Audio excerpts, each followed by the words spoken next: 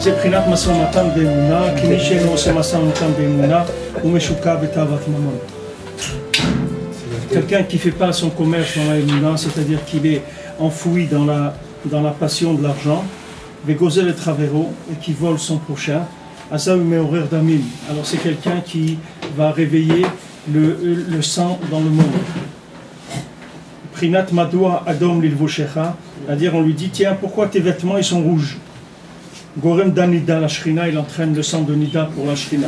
C'est-à-dire le seul qui a le droit de voler c'est Esav. Esav son métier c'est une épée, il tue et il vole, c'est la même chose. C'est-à-dire il tue pour voler, il vole pour tuer, il fait les... c'est-à-dire c'est sa façon de gagner sa vie, c'est comme ça. Mais nous, l'homme Israël, il n'a pas le droit de faire ça.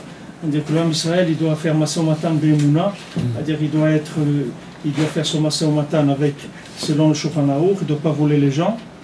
Et si maintenant quelqu'un il vole son prochain, alors il réveille le principe du sang dans le Olam, c'est-à-dire qu'il a des vêtements rouges, il entraîne le Dam Nida à la Shrina. Les Prinat Uzhavam les Nida, comme il est écrit, leur or c'est du sang de Nida. Damim Tafle Mashma. Et c'est pour ça que le mot Damim il a deux sens.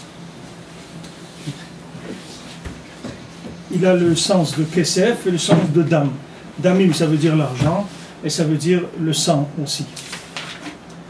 Haïnou dam nida l'eda mamon, c'est-à-dire le sang de nida qui vient par l'argent. C'est pour ça qu'on dit que le vol, on appelle beged, comme je katouv, ou beged bogdim bagadou. Alors beged, c'est quelqu'un qui a été boged, c'est quelqu'un qui a trahi. Haïnou bgam abgadim.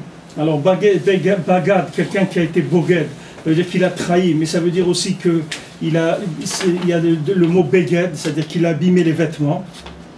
Rinat shenibsar evav al-gadav, c'est-à-dire qu'il y a une tache sur ses vêtements. Et Zéchetirgen Yonatan, bazouzé ou bazouzé des bazouzé.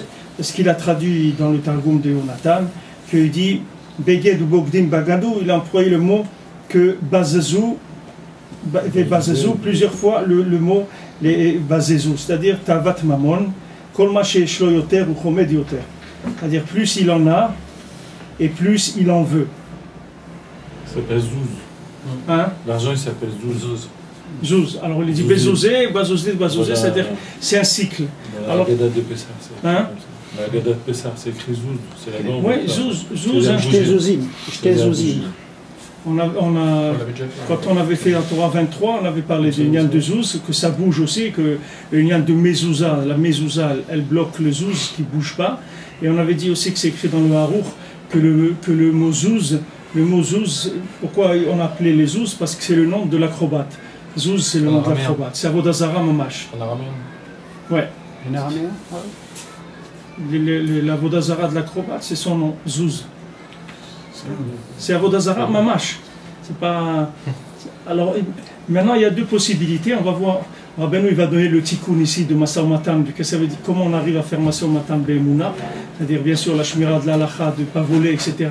Mais comment se mettre en position pour pouvoir utiliser le principe de Masa Matan comme un levouche de la shrina.